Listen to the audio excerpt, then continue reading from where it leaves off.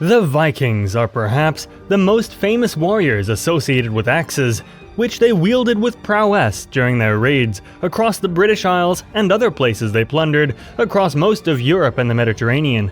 However, the axe was not the only weapon in their formidable arsenal. These seafaring Norsemen also utilized swords, spears, and bows and arrows to devastating effect. Meanwhile, to complement their offensive capabilities, they used several types of defensive gear, including shields, helmets, and chainmail, all meticulously crafted for maximum effectiveness in battle.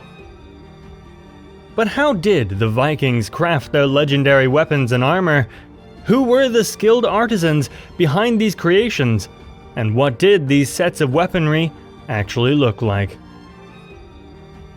First, we must understand that free men in the Viking Age were required to carry weapons at all times. The major reason for this rule was that such weapons were needed to defend their communities. If a Viking was found with no weapons, they were fined and punished until they got one. Given the situation, weapons needed to be produced quickly.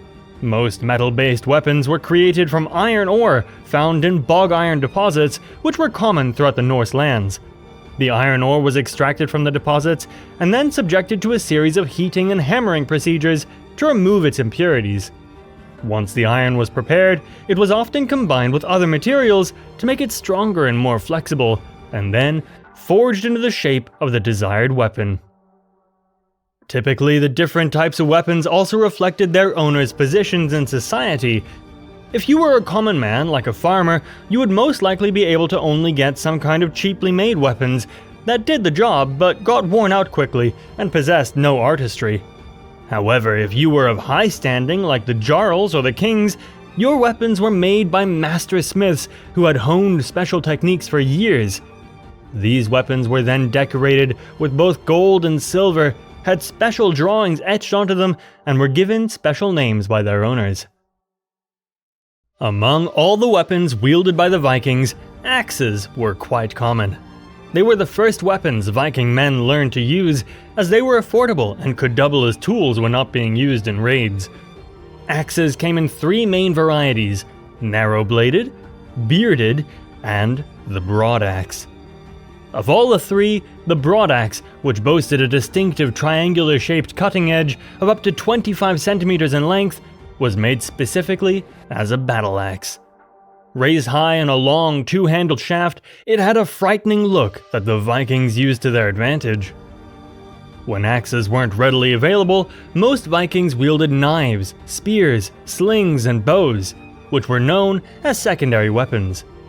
Two popular types of knives existed at the time: the knifir, a single-sided small-bladed knife that was available to everyone, and a long knife called a sea axe, which often had richly metal-ordained sheaths and intricate designs on its handle. These were used by more highly ranked Vikings. However, both served as close combat weapons. Those with knives often complemented them with spears, especially those at the forefront of battles. Spears served as offensive weapons and defensive tools, with their long length helping to keep opponents at a distance, while their sharp heads could pierce easily into an enemy. They ranged from smaller throwing spears with 20-centimeter heads to powerful thrusting spears with heads exceeding 70 centimeters in length. Some spears even featured barbed sockets to prevent easy removal from an enemy. For long-distance attacks, the Vikings relied on bows and arrows. With these, a group of archers could send a heavy shower of arrows over the enemy from more than 100 meters away. Longbows were the most common during the Viking Age and were created from a single piece of wood like yew or elm. Finnish bows, made by gluing birch and pine together, were also used.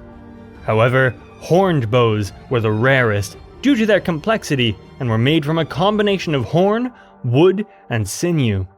As for the arrowheads, they were typically made of iron and came in a variety of shapes and sizes, each tailored to a specific function. Some were designed for hunting, while others, such as the trefoil and bodkin arrowheads, were crafted specifically for piercing armor. Supporting the archers were the slingers. Viking Age slings were simple to make, consisting of a rope and sometimes a leather cup for easier loading. This affordable weapon provided many lower-class warriors with a powerful tool, as the concussive force of a slung stone can cause significant damage, even through metal armor. Beyond their versatile axes and secondary weapons, Vikings also wielded the prestigious sword.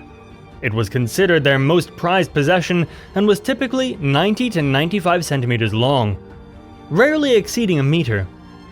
While single-edged blades were the most prominent, double-edged swords were also common, offering greater versatility in combat. The quality of the blade also varied. Some were made from standard iron, resulting in a blunt and rigid edge over time, while the finest of them boasted superior steel edges, which were sharper and more durable.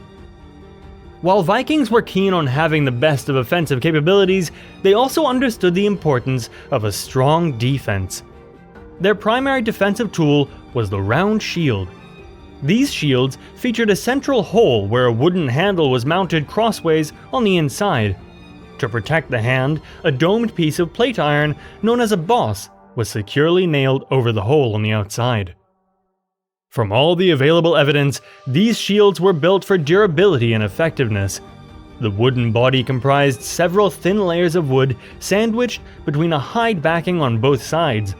This prevented splitting and allowed for the effective blocking of arrows, spears, and blows from swords and axes.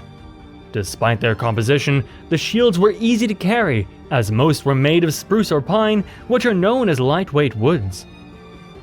Next, the Vikings used helmets as part of their defense. They consisted of several iron plates nailed together and usually had a round top. However, there was a trend toward more frequent use of spike-topped helmets, eventually forged as a whole from a single piece of iron. Contrary to popular belief, these helmets did not have horns, but often had a nose guard and sometimes additional protection for the neck and eyes. Yes. Many Vikings also adopted chainmail to protect their upper bodies. It consisted of hundreds of interlinked iron rings, forming a flexible but nearly impenetrable iron shirt. However, it was expensive and time-consuming to produce, restricting its use to high-ranking individuals and powerful chieftains of the Viking Age in Scandinavia. It remains the least documented type of Viking armor in archaeological finds today. When in use, chainmail was typically worn over multiple layers of clothing or thick padding, providing excellent protection against slashes and, to some extent, punctures. Those who could not afford chainmail often relied on lamellar armor, which was equally complex but more affordable. Unlike chainmail, which was made of pure metal, lamellar armor was fabricated from numerous interlocked leather or iron squares that were sewn together. This helped against slashes and punctures, but not as well as chainmail. Even further down the rank were simpler warriors who could not afford the chainmail or the lamellar armor. This category of warriors used cloth armor, known as weapon shirts, for protection. They were typically made of up to 30 layers of cloth, which had a thickness of about 1 centimeter. Its strength came from parallel rows of stitches running through all the layers of the cloth and creating a thick, solid composite that prevented slashes from cutting as deep as they would if it was a body without protection. Initially, most of the weapons and armory were made by the Vikings. However, as they exposed themselves to other civilizations during their raids, they began importing a third of all their weapons, mainly from the Frankish Empire. According to historical reports, so many weapons were imported by the Vikings that the Frankish kings implemented laws to ban the export of weapons to Vikings, whether by sale or as gifts. A later Frankish ruler known as Charles the Bald even went so far as to issue the death penalty to anyone found exporting weapons to the Vikings. At the time, it was believed that the Frankish kings feared facing equally armed Vikings if the trend continued at that rate. Other sources have also claimed that Vikings carried weapons with French decorations. While it is still unclear if they were purchased, the prevailing belief is that they were either valuable gifts or were gotten by plunder. Over the last 100 years, a lot of these weapons have been discovered in various burial fields and chambers used by the Vikings. By burying their dead with their weapons, the Vikings emphasized the bravery and valor of the demised. It was also a way to showcase their achievements and demonstrate their worthiness to enter Valhalla, the Hall of the Slain.